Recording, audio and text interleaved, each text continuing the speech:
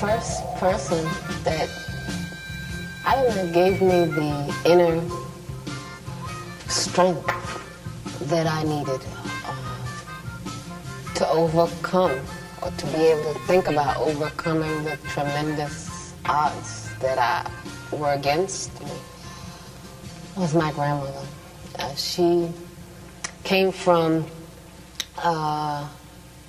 Wilmington, North Carolina, to see me at Yardville Prison.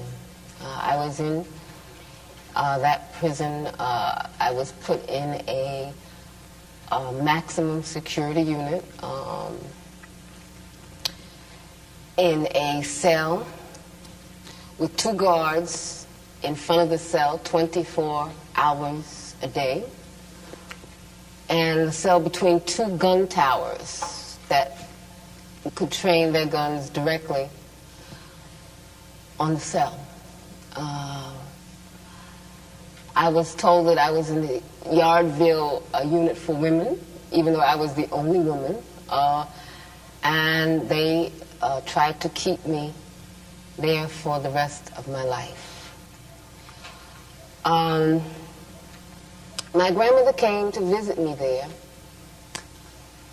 to tell me a dream, and she came with all of my family, and everybody was happy, and I'm like, what's happening with y'all? And they said, no, she had a dream, and I was like, okay.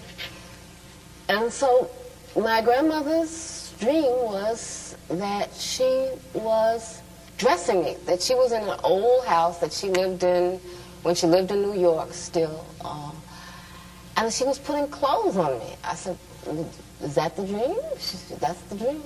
And I said, well, was I little or big? She said, no, you were big. So I said, oh my God, the only time people dress anybody when they're grown is when they're dead. And so she said, no, I know what you're thinking, no.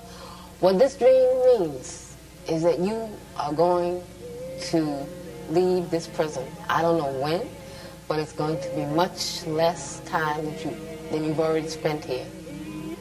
And, I didn't understand the dream, to be honest. It didn't make any sense to me. What does this have and wearing clothes have to do with getting out of prison? But my grandmother has always had dreams, and her dreams have always come true.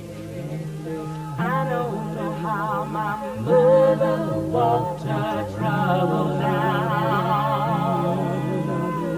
I don't know how my father stood his ground. I don't know how my people survived slavery. I do remember, that's why I believe. I don't know why the rivers overflow their banks. I don't know why the snow falls and covers the ground. I don't know why the hurricane sweeps through the land every now and then. Standing in a rainstorm, I believe.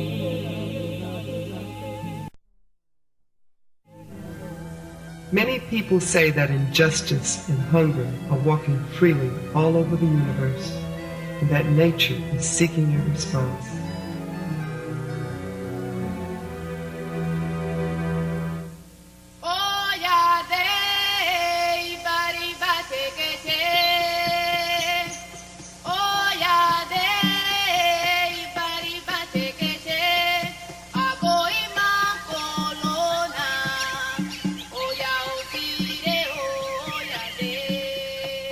The moon and the sun once asked the earth, where are the women warriors?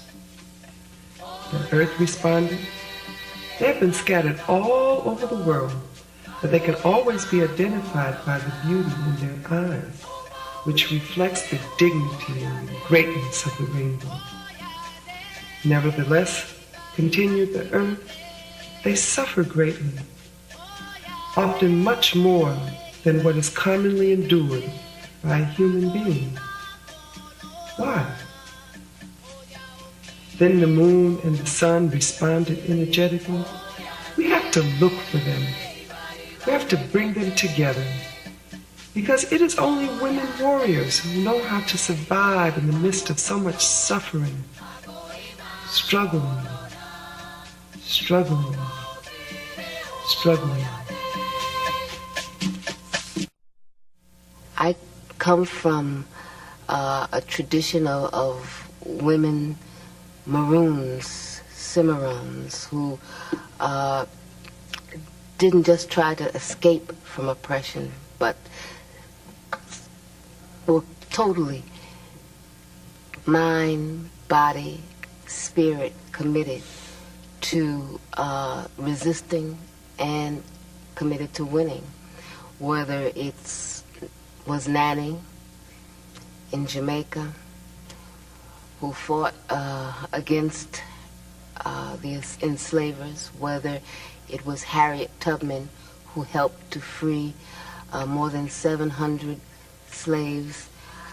I think I come from a very strong history, and I simply wanted to live on this planet and to continue that tradition and to try in my little way to make my ancestors proud.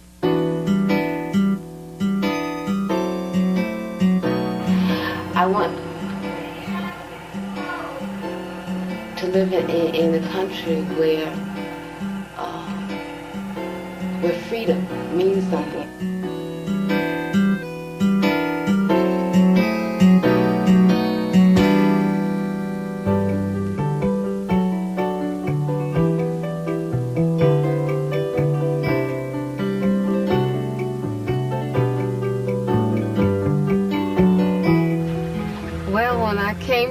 I really didn't know what to expect.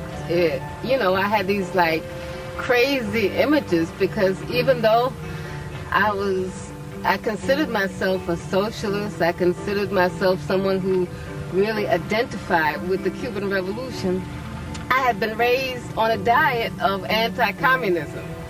And so I came here and I was like expecting, first of all, everybody to look like Fidel.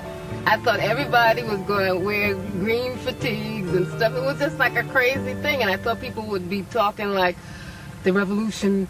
You know what I mean? I just had these crazy stereotypes. And then when I came, it was like, wow, a whole new world. The first thing that hit me was, just how beautiful the nature is here. Whether it's the